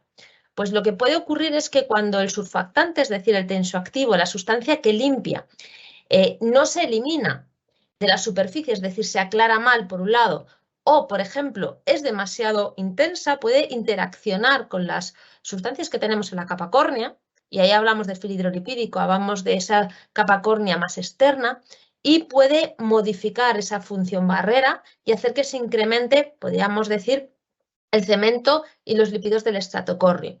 ¿Qué va a generar? Pues va a generarnos rojez, sequedad, tirantez, inconfort y, por supuesto, picor, que es lo que normalmente notamos cuando un producto detergente, sobre todo si es muy agresivo, lo notamos en el momento de la higiene y si es, podríamos decir, no es tan agresivo o no lo utilizamos adecuadamente, lo vamos a notar al cabo de unos días de exposición, es decir, con la exposición continuada. Es importante, por tanto, tener en cuenta que necesitamos mantener ese filo hidrolipídico, que no se alteren los lípidos que tenemos en la superficie, especialmente esos ácidos grasos y esas ceramidas que son cruciales para nuestra piel a nivel de los lípidos epidérmicos y el cemento intercelular y, por supuesto, el filo hidrolipídico, que no se produzca reducción a nivel de hidratación, que no se produzca sensibilidad y, por supuesto, que no alteren los factores naturales de hidratación que, como hemos visto antes, derivaban de la filagrina en muchos casos y que son claves para mantener la hidratación en la piel. En el caso de los cosméticos, cuando hablamos de la hidratación, es importante recordar que las tecnologías de liberación son podríamos decir, lo que marca la diferencia en muchos casos a día de hoy entre diferentes productos. Hemos visto hidratantes activos, hidratantes pasivos, hemos hablado de lipidizantes, emolientes, podríamos clasificarlos, pero en muchos casos la forma en la que en la piel van a interactuar, es decir, cómo se liberan progresivamente, nos va a permitir que el efecto que notamos a la hora de la aplicación del producto se mantenga a lo largo del día.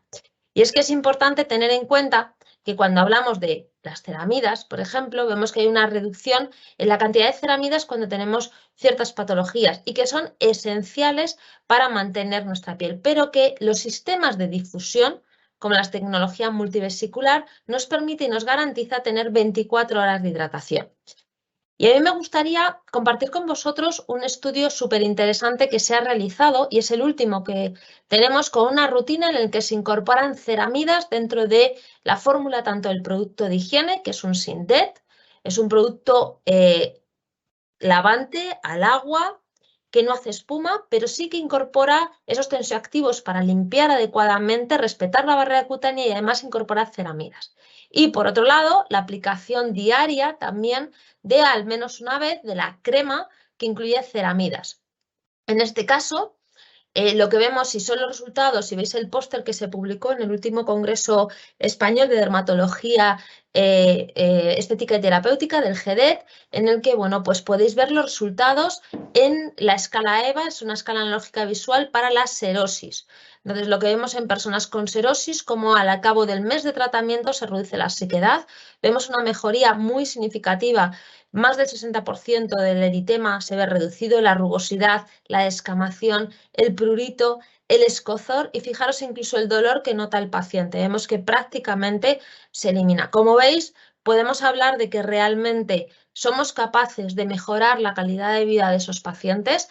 No solamente es algo estético, sino que en este caso vemos una mejora. Este estudio, que es muy interesante, también se evidencia la mejora en el SCORAT, de la dermatitis atópica y en el PASI de la psoriasis. Por lo tanto, nos evidencia cómo una rutina puede ser beneficiosa en el tratamiento de estas patologías o en el cuidado de estas patologías asociado con su tratamiento farmacológico.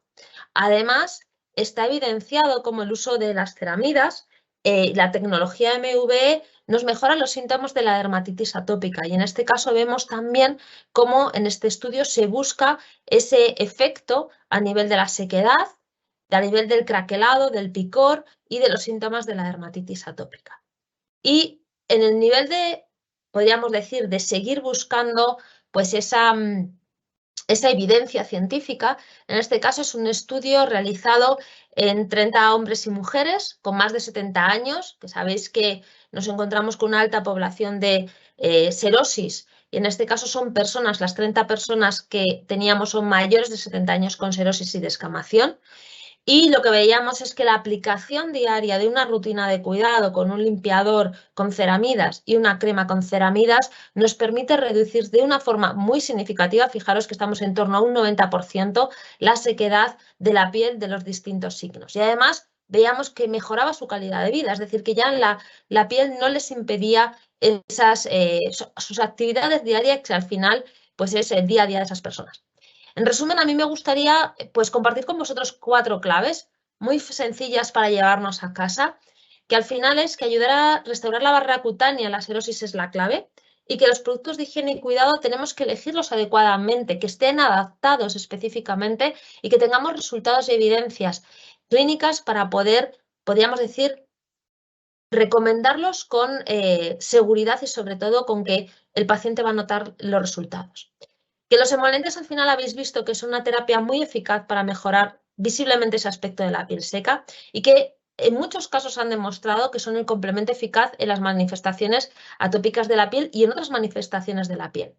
Y que más allá de la eficacia debemos recordar siempre que deben estar testados en ese tipo de piel para garantizarnos la tolerancia. Por lo tanto, es importante lo que hemos visto hace un momento, el nivel de evidencia y la eficacia que estamos teniendo con los diferentes productos. Has completado perfectamente el panorama. Tenemos muchísimas herramientas para fomentar un debate sano. Por delante puede haber unos 20, bueno, ya veremos a ver si damos un poquito de prórroga para que puedan hacerse casi todas las preguntas que tenemos aquí en nuestro chat, que dicho sea de paso, ya os están felicitando por las fantásticas exposiciones que habéis hecho y la gente está muy contenta. Bueno, tenemos a nuestra dermatóloga Maite, a la enfermera Mónica, a la farmacéutica Mercedes Abarquero y arrancamos, bueno, tengo aquí varias preguntas delante, pero me voy a permitir el lujo, dado que estoy aquí, tengo el uso de la palabra, de hacer una que hago yo mismo desde mi gran ignorancia. Yo observo a muchas personas, especialmente mujeres, pero también muchísimos hombres, que aduciendo que tiene una piel seca, hacen lo que a mis ojos es un uso compulsivo de la crema de manos. Porque no sé si en una jornada laboral de trabajo de 8 horas, cada hora se le puede secar la piel.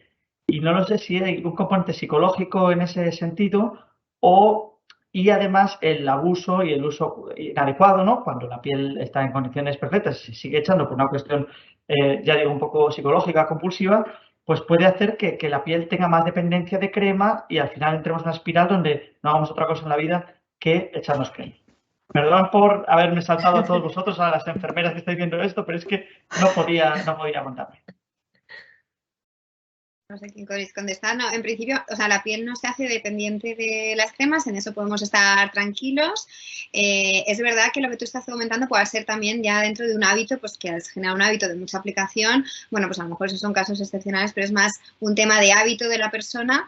Pero en cualquier caso, si es una crema con una buena formulación, que no tenga un exceso de fragancias, pues una crema adecuada, por mucho que tú te la pongas, no te va a dañar. Otra cosa es que sea una crema, pues que a lo mejor en las manos que tenga fragancia o que tenga compuestos, por ejemplo, de cara al verano que sean fotoalérgicos, pues ahí ya sí que puedes tener problemas si abusas. Pero las cremas así utilizadas para pieles pues sensibles y demás, nada. Lo que pasa que otra cosa es eso, que uno genere un hábito que ya te hagas un poco dependiente, pero no...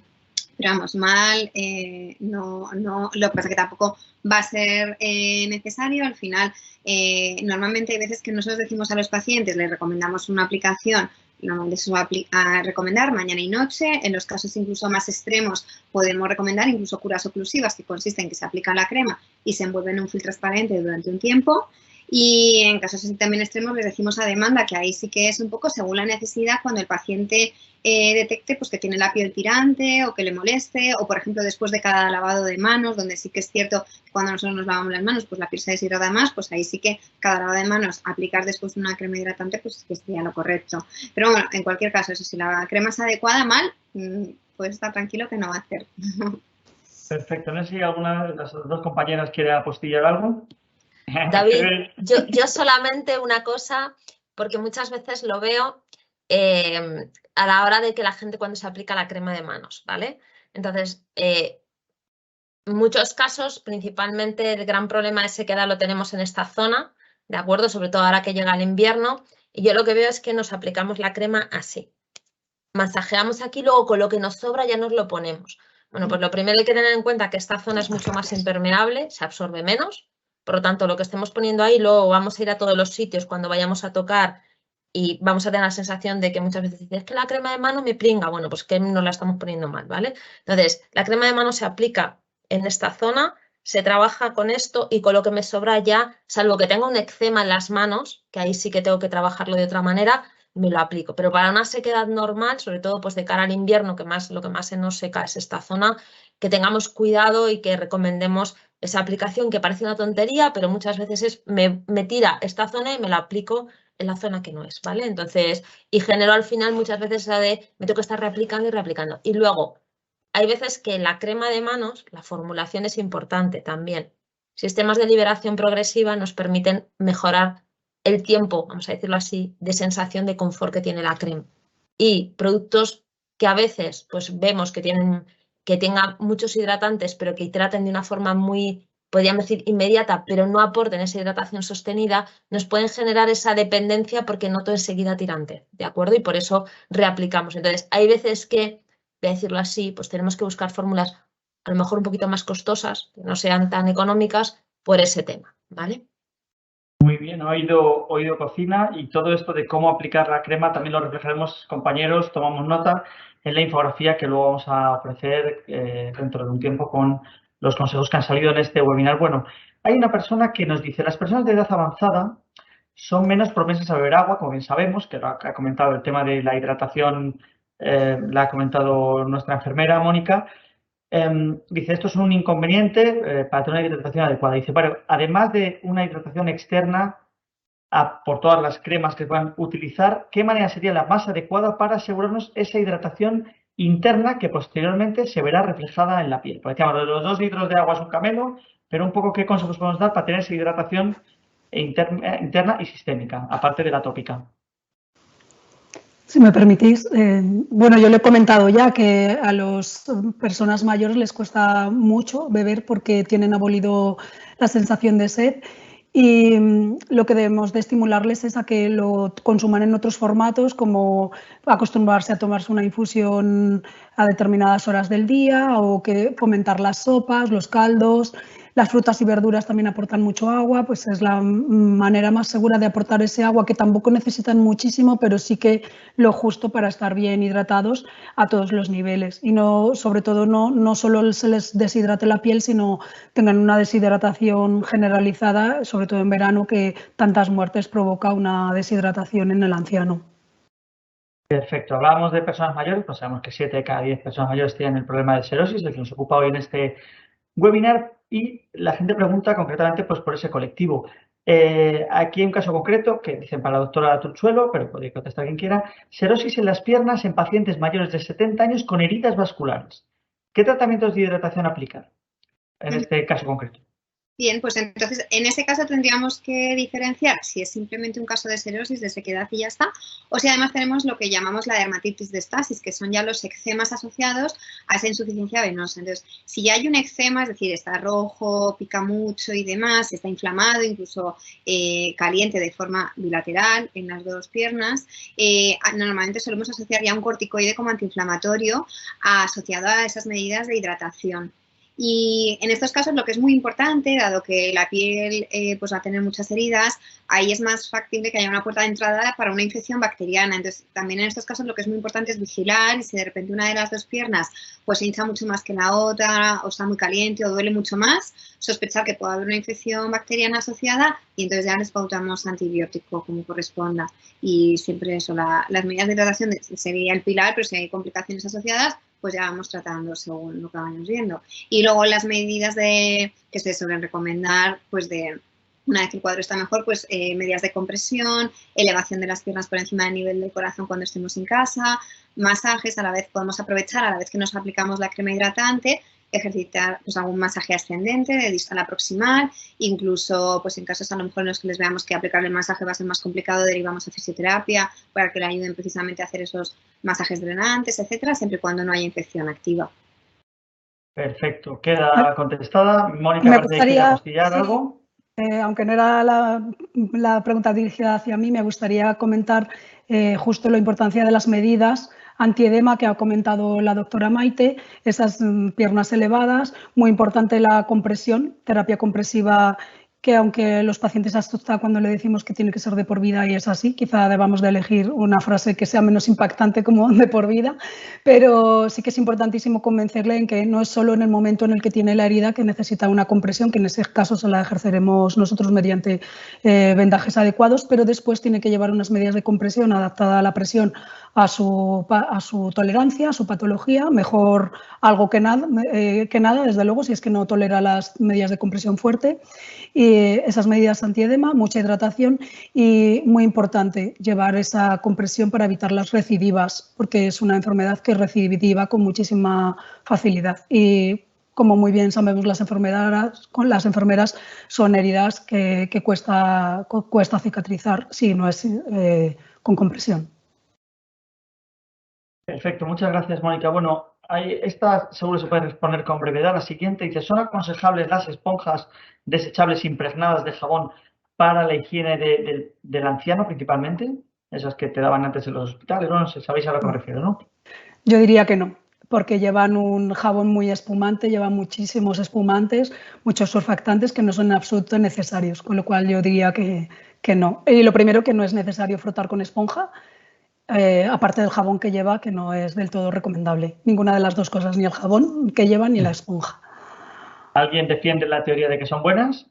Nada. Pues ya está. Entonces pasamos a la siguiente pregunta, que ya es un caso más concreto. Dice, ¿qué recomendáis para una mujer de 64 años con piel seca y prurito en la zona distal de la pierna, cara anterior y posterior? ¿Fármacos? ¿Alguna crema en concreto? ¿Cuál sería el tratamiento? Un poco, a ver, sobre el papel, sin haber visto al paciente. Sí, pues una crema que sea que combine distintos activos, pues ceramidas, sobre todo que mire esto, pues que lleva ceramidas, colesterol, que no lleve fragancias y no sé si lo que quieres, a lo mejor algún nombre concreto, pero vamos, que fundamentalmente hidratantes, que simplemente con una buena higiene, como comentaba Mónica, a lo mejor cambiando las medidas de higiene de pues hacer duchas más cortas, frotar menos y una correcta hidratación de forma mantenida en el tiempo, pues probablemente con esto mejore mucho. Muy bien. Esta pregunta, por cierto, nos la hacía Irene, que no lo hemos dicho. Gracias, Irene, por tu pregunta. Aquí tenemos a otra asistente al webinar que pregunta, se llama Jisume, pregunta lo siguiente. Hola, buenas tardes. Para un anciano con piel seca y perdonad mi ignorancia, EE.ii, que no es lo que es, pero pone también problemas cardiovasculares, ¿qué es más recomendable, mepentol o vaselina? ¿Qué era EEI, perdón? Extremidades inferiores. Ah, perfecto, pues nunca te acostarás sin saber más. Pues, ¿qué tenemos? ¿Tenemos mepentol o vaselina? Sí, bueno, no sé si desde el punto de vista dermatológico, quizás si tenemos que elegir entre las dos, escogeríamos la vaselina porque sabemos que la vaselina es un oclusivo que, por evitar temas de alergia, pero vamos, el mepentol tendría la ventaja de ser antiinflamatorio, pero bueno, en ciertos casos sí que podemos ver ocasionalmente pacientes que a lo mejor les produzca intolerancia. Entonces, si hubiera que elegir entre estos dos, la vaselina, pero es cierto que a lo mejor tienes otras opciones que combinen otros activos porque al final la vaselina te está haciendo una oclusión, que no está mal porque evitas la pérdida de agua, pero lo que decíamos en la presentación, que buscamos a lo mejor formulaciones que intenten mimetizar o recuperar esa estructura lipídica que nuestra piel tiene en condiciones normales. Entonces, pues a lo mejor buscar cremas que lleven pues eso, más ese colesterol, esas ceramidas, que imiten más nuestra propia barrera. La vaselina está muy bien, pero a lo mejor tiene otras opciones que puedan ser mejores. De hecho, el mepentol son ácidos grasos hiperoxigenados que si son en formato aceite no es del todo la opción más recomendable para las piernas, para prevenir las heridas en miembro inferior. Sería más recomendable en formato leche. Los ácidos grasos hiperoxigenados en formato aceite vienen mejor para la prevención de las úlceras por presión o las lesiones derivadas de la dependencia, mejor nombrado, que para prevenir las heridas de pierna. Mejor un formato leche para las piernas. Perfecto. ¿Algo más que decir, Mercedes? ¿Os vale con la respuesta que tenemos?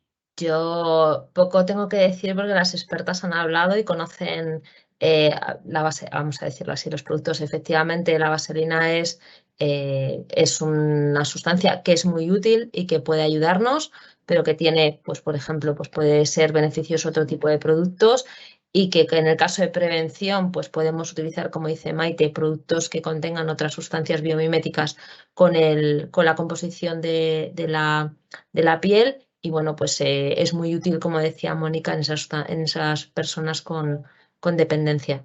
Entonces, bueno, pues ahí es donde tenemos que valorar como enfermeras que dentro del arsenal terapéutico que tenéis, pues qué producto es el que mejor se adapta en cada situación a la patología y que esté testado sobre todo en la situación en la que queremos recomendarlo. Bien, pues una compañera llamada Patricia Navarro nos plantea un caso complicado, que hablamos de un paciente geriátrico con deposiciones diarreicas de 2 días de evolución que le ha producido irritación en la zona de los glúteos y descamación por humedad. Además, es portador de pañal y pregunta qué crema tópica iría mejor en este caso. Bueno. En este caso, qué avidez por contestar. En este caso quizás no estamos ante una serosis como tal, sino ante un intértrigo, una irritación por humedad, que es el intértrigo del pañal, que también vemos eso en cuadros de gastroenteritis. Entonces aquí, pues quizás lo que solemos recomendar son cremas barrera, pues a lo mejor a base de óxido de zinc, con algún antiinflamatorio, más un poco buscamos pues un efecto cicatrizante luego hay que ver pues si está muy húmedo, lo tenemos en formato spray para, sobre todo a lo mejor los primeros días, secarlo un poco más y cuando ya está un poco más seco pasar al formato crema pues para terminar de revitalizar la zona. Nos entra una pregunta y una pregunta que creo que es interesante, porque hablamos antes de que la serosis no solo está causada por la edad, sino también puede haber mucha interacción con medicamentos. Y pregunta Carmen, dice, ¿es muy frecuente la serosis con las estatinas, con el tratamiento de estatinas, o no tiene que ver? Sí, realmente es una de las causas, entre las causas iatrogénicas, pues las estatinas es uno de los medicamentos que están relacionados en ficha técnica. Lo tenemos, la sequedad asociada a esta medicación. Muchas veces no va a justificar el tener que quitar el fármaco, ni mucho menos, pero sí a lo mejor intensificar las medidas de hidratación. Lo que se hace es una historia clínica pues para ver si ha habido una asociación temporal entre la introducción del medicamento y si ha aparecido la serosis en los siguientes 3 meses, pues podemos establecer que puede haber una asociación y, bueno, y tenerlo en cuenta. Siguiente pregunta, nos llega de Maite Ortiz. Maite nos pregunta, ¿cuál es la diferencia entre una crema humectante y una crema hidratante? ¿Qué productos podemos recomendar a pacientes que han sufrido quemaduras y se quejan de que tienen deshidratación y prurito también? No sé si queréis que conteste yo la parte de hidratante y humectante. No te lo sabes. Luego muy bien, la segunda parte me la recuerdas, ¿vale, David? Vale. A ver, básicamente no es tanto la crema, sino el activo, los activos que se incorporen, ¿vale?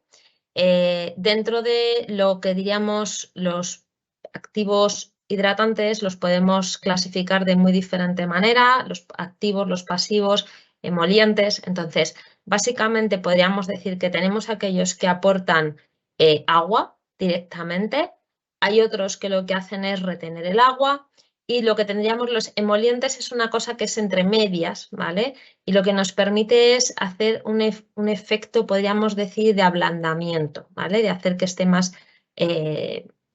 es como suavizante, ¿de acuerdo? Entonces, no es tanto el producto, sino el activo. Entonces, el producto al final, en función de la cantidad de unos que tengan y de otros, pues puede tener unas características que además de hidratar, porque siempre van a ser hidratantes, tengan más emoliente, más humectante, más hidratante, es decir, depende un poco de lo que incorporemos, ¿vale? Entonces, no es tanto la fórmula, no podemos diferenciar y clasificar una fórmula es únicamente hidratante, únicamente emoliente, únicamente humectante, sino que tenemos que, son los activos y en función de la combinación que incluyamos, la fórmula va a tener más características de ser hidratante y además emoliente o solamente hidratante o emoliente y humectante o hidratante y humectante. Es decir, es hilar muy fino ahí, ¿vale? Y la segunda parte de esa pregunta, David. Sí, hablaba de un paciente que ha sufrido quemaduras y que se queja de deshidratación y de prurito también. ¿Qué tratamiento se le podría utilizar? Yo ahí tendría que saber si es justo en el momento o después. Es decir, porque cambia mucho la... Normalmente, Maite, aquí si es una... tendríamos que valorar qué grado de quemadura es, si es en el momento... Pues normalmente solamente hay afectación epidérmica, habitualmente se utilizan los reparadores epidérmicos, si ya hay una afectación mayor hay que llevar un tratamiento médico totalmente distinto y luego si es después de, podríamos decir, la repetilización es normal, sobre todo cuando tengamos una quemadura con una afectación importante que haya tirantez, entonces ahí tenemos que ir a productos que tengan una capacidad emoliente alta, ¿vale? Bien. Maite, ahí yo te dejo si ves alguna cosa que complementar. ¿Algo que decir, Maite, o pasamos a la siguiente pregunta? Nada, lo he hecho. Perfecto, muy buena respuesta, Mercedes. Voy a dar un salto. Hay una pregunta que me llama la atención porque vamos a hablar de los niños. Una persona que no dejó su nombre, es anónima, pero dice que dice, soy enfermera, como es lógico, dice, y habla de cómo motivar a un niño a cuidar su piel. Dice, soy enfermera y la verdad es que cuido mi piel facial a diario, día y noche. Vale. Y corporal también, siempre que realizo la higiene en la ducha. Estaré muy bien. Dice, pero a ver, Mónica, si me puedes ayudar, compañera, ya que me cuesta horrores que mi hija haga el cuidado facial. Con hidratante simplemente. Ojo. Dice, he conseguido que cuando aplica crema en el cuerpo lo disfrute, incluso, pero en la cara es un trabajo diario. Dice, lo hace porque yo aprovecho y lo hacemos juntas. Dice, pero la obligo un poco. Dice, y que no es algo que salga de ella. Pero la niña tiene, aquí se dice, 9 años. No sé, yo nunca me he planteado que mi hija de 10 años tenga que hacerse el cuidado facial, o sea que no lo sé si es necesario o hay que esperar edades más adelante, más mayores. Pues me encanta que me haga esta pregunta porque es justamente algo maravilloso que enseñemos a nuestros niños a tener un hábito desde que son pequeñitos y se consigue precisamente eso, haciéndolo un hábito y no una obligación, haciendo que lo disfruten, como bien lo ha dicho, si disfruta el cuerpo, haciendo que disfrute también de la piel y justo la edad de 9 años es maravillosa para empezar a prevenir el acné, con lo cual una higiene seguida de una hidratación sería fundamental que empezara a cogerlo como costumbre para que llegue a los 12, 13 años, que es cuando empieza el acné más importante, que ya tenga esto controlado, tenga una higiene integrada y solo le puedo recomendar que lo haga como un hábito cómodo, divertido, como a una rutina entre las dos, que también eso es muy bonito, que generen una rutina entre las dos, como un momento a compartir madre e hija, que lo hace maravilloso. Y en este caso porque es una niña, pero un niño hablamos lo mismo, tenemos que a las nuevas generaciones hacerles ver que los cuidados de la piel no tienen sexo, no está relacionada con la mujer como antiguamente, sino que tanto hombre como mujer se debe cuidar la piel y a los niños varones, o bueno, ahora como ya no tenemos género, pues en fin, que a todo el mundo para todo el mundo debe cuidar la piel. De cuidar la piel, hacerlo un hábito desde pequeñitos y justamente desde bebés que empezamos a hidratarles, no perder ese hábito nosotros para que no lo pierdan ellos y lo integren en su rutina diaria, igual que ponerse el pijama, pues antes del pijama la hidratación.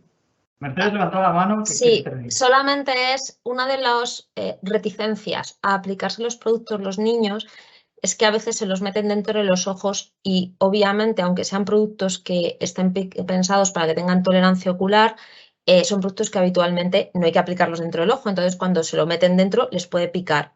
O si se ponen mucha cantidad, que el producto migre o cuando les queda el producto en las manos y no se lo lavan después de acabar de aplicarse el producto, las manos al final nos las llevamos muchas veces a los ojos y a la cara. Entonces, que tengan mucha precaución de la zona de aplicación, ¿de acuerdo? Que no lo acerquen mucho al ojo para que no les entre dentro del ojo y que se laven bien las manos y que utilicen un producto que se absorba. Muchas veces en los niños utilizamos el mismo producto para rostro y cuerpo y se puede usar sin problema.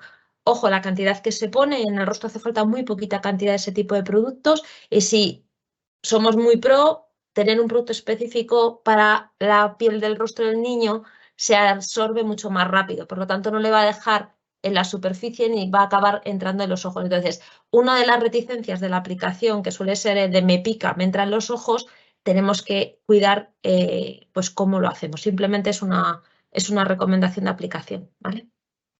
Bueno, pues tomo nota porque sabe Dios que no soy el mejor ejemplo para...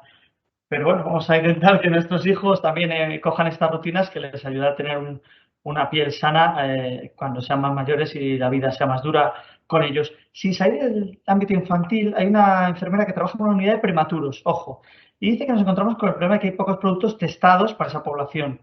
Dice, ¿cómo podremos tratar la serosis en esa edad? Dice, porque habitualmente usamos vaselina líquida y nada más. ¿Hay alguna otra opción que la vaselina líquida? ¿Conocéis alternativas terapéuticas?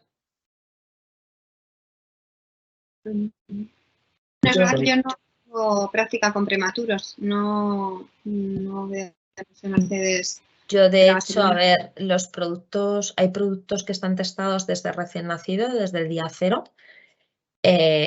Obviamente la piel no es exactamente igual que un prematuro y dependiendo, me imagino, de lo prematuro que sea, el nivel de, podríamos decir, maduración puede ser un poquito diferente.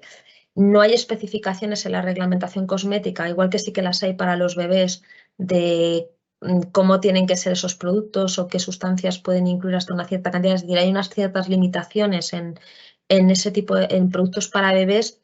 No hay una reglamentación específica para prematuros. Entonces, yo aquí sí que, bueno, pues si la recomendación, el protocolo del hospital es aplicar la vaselina líquida, pues seguimos con la vaselina líquida hasta que el niño tenga una piel, podríamos decir, que sea un desarrollo normal como una piel de un niño recién nacido, que ahí a partir de ahí sí que podríamos ponerlo. Perfecto. Sí, son pacientes muy delicados. Hay otra pregunta interesante que viene por aquí de Encarnación Funes. Encarnación nos pregunta cómo tratar la piel seca cuando además tienes acné en el rostro. No sé si hay que usar más productos, tener algunas precauciones especiales. ¿Cómo está eso? Pues al final hay que utilizar productos que hidraten, que no sean comedogénicos, que el producto especifique que no sea comedogénico. Hay que quitar el miedo a echar cremas cuando un paciente tiene acné, porque el acné, si resecamos demasiado, lo que hemos comentado, si utilizamos productos demasiado astringentes en su limpieza y después no ponemos hidratante o incluso estamos utilizando tratamientos específicos que resecan, van a deshidratar la piel y la piel al final lo que va a hacer es generar más grasa porque se va a ver reseca y va a decir, uy, esto hay que producir más grasa, va a producir más grasa, con lo cual va a ser la pescadilla que se muerda la cola. Importantísimo, limpiadores gentiles que no resequen, que no astrinjan, el tratamiento que le corresponde y después del tratamiento, una vez bien absorbido, ya la crema hidratante. Esto que tenga hidratantes activos y pasivos, que los pasivos, aunque sean grasas, no hay que tenerle miedo porque los aceites son compatibles con las pieles acnéicas, no hay ningún problema, siempre que no sean aceites comedogénicos. Y lo que es más importante es eso, buscar un producto que ponga expresamente no comedogénico. Perfecto. Yo ahí les diría también que acudan al dermatólogo, ¿de acuerdo? Sobre todo si el acné es decir, no es leve, sino que no mejora, etcétera. Por favor, que acudan al dermatólogo porque cuando nos podemos encontrar concomitantemente dermatitis atópica y acné. Entonces, lo tiene que tratar un dermatólogo. No probemos aleatoriamente, sino que haya una recomendación a prescripción, ¿vale? Perfecto, Oído Cocina. Bueno, ya estamos fuera de tiempo, pero estoy dando como aquí el número asistente no se mueve y está todo el mundo aquí con los ojos totalmente como platos atendiendo a vuestras respuestas, pues seguimos un poquito más. ¿Cómo proteger la piel con serosis del sol? ¿Qué protector solar es el más recomendable? Pues ahí dependiendo un poco sobre todo quizás de la zona corporal que queremos proteger y luego también de los gustos de los pacientes. Es verdad que, bueno, pues para el cuerpo quizás cogeremos las leches corporales, bueno, o aceites, en general ya un poco según el gusto de cada uno, pero siempre al final lo que vamos a buscar para protección solar es que cumpla un factor de protección 50 o más y que además de protegernos frente al ultravioleta B, pues nos proteja también frente al ultravioleta A y si puede ser visible infrarrojo, sobre todo a nivel facial, porque sabemos que esto también está implicado ya no solo en la serosis, sino también en la aparición pues, de manchas y demás. Y luego, bueno, pues a nivel facial, ya dependiendo de los gustos, también tenemos los fotomaquillajes, que son pues protectores solares que combina maquillaje, así tienes pues una opción más 2 en 1. Tienes también pues las brumas para reaplicar, que te sea más fácil.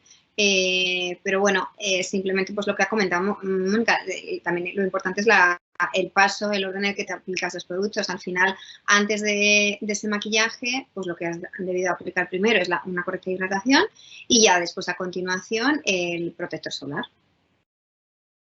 Bueno, ya estamos ahí un poco acabando, pero tenemos muchísimas preguntas de gente que tiene el problema de piel seca en el cuero cabelludo. Entonces, claro, no habla tanto de cremas, sino también, entiendo, de champús para lavarse la cabeza. Y también hay alguien que pregunta por la serosis en el párpado, concretamente en el párpado, que no sé si hay que tener algunos cuidados especiales. Vamos a ver si eso. Y también, bueno, luego vamos a la siguiente. De momento vamos a resolver el tema de la cabeza y del párpado, que me parece muy curioso. Es muy interesante esa pregunta porque al final el cuero cabelludo no deja de ser piel igualmente y efectivamente hay muchos pacientes con sequedad en el cuero cabelludo. Ahí quizá sería importante reducir el consumo de sulfatos, utilizar jabones sin sulfatos, aunque de vez en cuando use algún jabón con sulfato para hacer una limpieza un poco más profunda, pero que ahí yo recomendaría, que igual Maite tiene más que decir que yo, pero ahí sí que recomendaría jabones, o sea, champús sin sulfatos, principalmente, que son los que más resecan. Sí, como dice Mónica, es importante escoger un buen champú y también ver si estamos simplemente ante un cuero cabelludo seco o si lo que tenemos ya es una dermatitis seborreica, que entonces ahí pues a lo mejor tenemos que asociar pues algún champú con algún activo antifúngico, antiinflamatorio para controlar tanto ese exceso de grasa que produce la inflamación como la malacesia que también puede estar implicada. Y luego, muy importante lo que decía Mónica, hacer hincapié o preguntar al paciente sobre sus hábitos de cuidado, porque es verdad que hay pacientes que ante este problema deciden no lavarse el pelo, lo vemos mucho en la consulta y pues no me lavo el pelo más que una vez cada 10 días y realmente pues a lo mejor estás empeorando el problema porque se está acumulando más sebo, más suciedad y eso empeora la sequedad y la irritación. Entonces, pues dedicarle tiempo es hablar con el paciente para explicarle que con el producto adecuado, como decía Mónica, pues se puede realizar una higiene de cuero cabelludo rutinaria. Y respecto al eczema palpebral es bastante típico porque la piel del párpado es de las más finas de todo el cuerpo y cuando estamos aquí, lo mismo, tenemos que preguntar, pues a ver si muy frecuentemente en pacientes con dermatitis atópica el párpado es una de las zonas que típicamente se ve afectada. Y otras veces también lo que tenemos que descartar son eczemas de contacto alérgico, pues típicamente precisamente los champús o las uñas permanentes son unos de los activos que más frecuentemente se ven implicados en los eczemas palpebrales. Entonces, pues nuevamente una buena historia clínica para ver ante qué estamos y luego ya pues intentamos a hidratantes específicamente palpebrales y si ya hay una inflamación asociada, pues pautaremos algún antiinflamatorio, ya sea corticoide, pimecrolimus, y bueno, también eso, pues tener una buena rutina, también a ver con qué se está desmaquillando, porque si no, el eczema palpebral es de los eczemas más recurrentes, vuelven a salir enseguida si no mantenemos unos buenos cuidados. Perfecto. Bueno, quedan 5 minutos, vamos a dar 5 minutos más y acabamos. Silvia Casares nos pregunta, ¿qué recomendáis para los pacientes con insuficiencia renal crónica, ya que su piel, nos dice, y será verdad, está siempre muy seca y tienen restricciones en la ingesta hídrica pues debido a su enfermedad? ¿Qué hacemos con este colectivo? A ver, yo creo que pueden responder Mónica y Maite, pero yo me voy a lanzar un poco al ruedo y luego si queréis complementáis. Mirad, hablábamos antes de la ingesta de agua, que tiene que ser adecuada. Aquí en este caso pues vemos que incluso hay una restricción. Yo siempre digo que la piel es un órgano secundario, es decir, el agua llega primero a otros sitios antes que a la piel y que además tenemos que tener en cuenta que en la epidermis hay un gradiente de concentración de agua, que lo ha explicado al principio Maite, tenía un dibujito para explicarlo. Entonces, en muchos casos, aunque nosotros ingiramos el agua, no va a llegar suficiente cantidad. Entonces, por eso siempre recomendamos la aplicación externa. En situaciones como las personas mayores, que hay un déficit de filagrina que no va, o de otras sustancias o los atópicos, que no va a retener ese agua, la incorporación de un producto externo que aporte agua es crucial.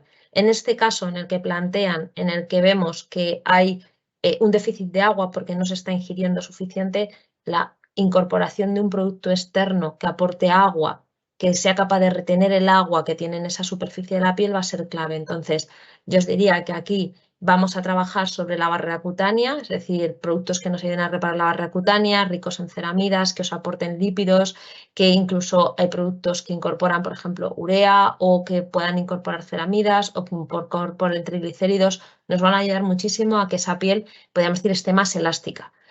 A lo mejor nunca o no vamos a conseguir en ocasiones llegar al nivel porque es una piel que tiene una alteración importante, pero sí que vamos a conseguir que el confort del paciente sea mejor. Perfecto. Sí, dime, Maite. Pacientes con insuficiencia renal crónica, otra de las cosas que también va asociado a la cirrosis es el prurito, precisamente por los niveles elevados de la creatina. Y es verdad que ese prurito, ese picor, a veces es muy difícil de manejar, entonces se puede combinar o buscar dentro de esas cremas hidratantes también alguna que lleve algún activo pues calmante precisamente de los picores, les puede venir bien. Y otra recomendación que les hago yo a veces a estos pacientes es guardar esa crema hidratante en la nevera para que esté fresquita, porque ese frío también calma ese picor, puesto que se transmite la sensación por otras vías y terminaciones nerviosas y puede ser un truco sencillo para intentar aliviar ese prurito que realmente llega a ser un reto terapéutico, porque es de los más difíciles de manejar. Bueno, nos queda, he seleccionado 2 preguntas, pedimos perdón a toda la gente que se ha quedado fuera sus cuestiones, pero estas 2 tienen buena pinta y son importantes. Hablo de una enfermera que trabaja en una consulta de enfermería oncológica y dice, la hidratación que necesitan mis pacientes durante los tratamientos de quimioterapia es distinta a la que necesitan durante los tratamientos de radioterapia. me gustaría que me indicaran cuáles son los componentes más adecuados tanto en quimio como en radio. Bueno, Mercedes, igual tú. Sí, a ver, yo si queréis me lanzo a la piscina.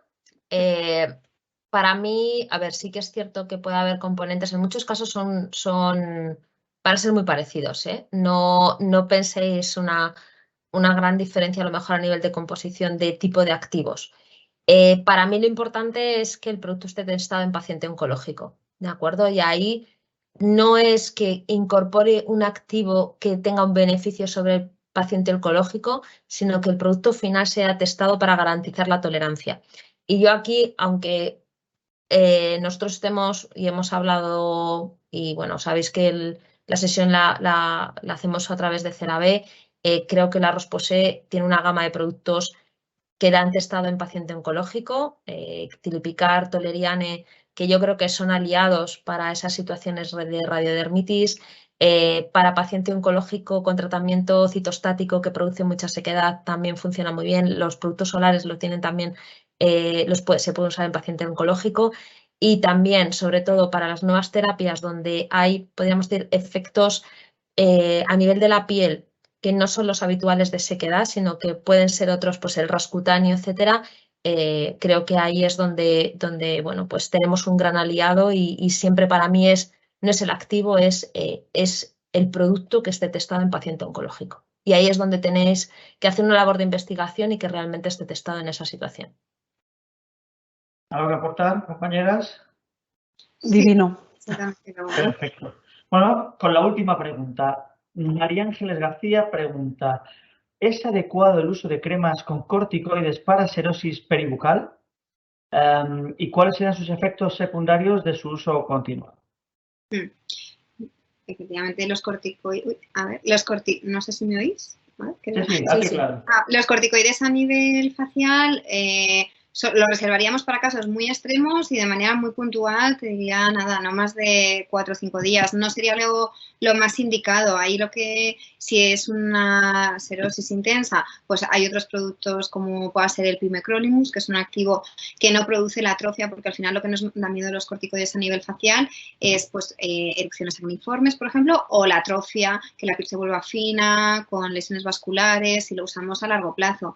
Aparte de si solo usamos corticoides, también está una zona típica de quilitis de sobreinfección por cándida. Entonces, los corticoides no serían nuestra primera elección. Lo que hacemos es combinar, pues eso, un pimecrolimus que no produce la atrofia con alguna crema posthidratante que tenga también ese efecto cicatrizante o crema barrera. Dependiendo, también analizamos el caso, pues si es muy típico ver a lo mejor si es justo en los ángulos, en la quilitis angular, pues a lo mejor está implicado el tema de la saliva o gente que tenga aparatos dentales, y si es pues típico ahora del invierno, más labial, por el frío, pues bálsamos adecuados. Perfecto. Mónica, Mercedes, ¿algo más que decir o finalizamos la sesión? Simplemente dar las gracias a todos los asistentes y a vosotros por haberlo hecho todo tan fácil. No, los que estamos mega agradecidos somos nosotros, porque es que hemos tenido 3 ponentes de primerísimo nivel, que es una pena todas las preguntas que se quedan fuera, pero bueno, hemos tocado un montón de temas y desde aquí os queremos dar las gracias tanto a Maite Truchuelo, del Hospital Vitas de Arturo Soria en Madrid, como a Mónica Costumero, del Centro de Salud Monterrozas, que luego dices, es una enfermera primaria, pues no sé yo, o sea, yo creo que es una... No te van a dar el título de dermatología mañana cuando vean ahí esta intervención, y por supuesto a Mercedes Caballero, que es la gran experta en composición de productos en este lío tan complicado, porque cada principio activo pues cuenta mucho y la composición. Sin más, nos despedimos. Muchas gracias por estar ahí y nos vemos pronto. Adiós. Muchas gracias. Muchas gracias. Adiós. Adiós, gracias.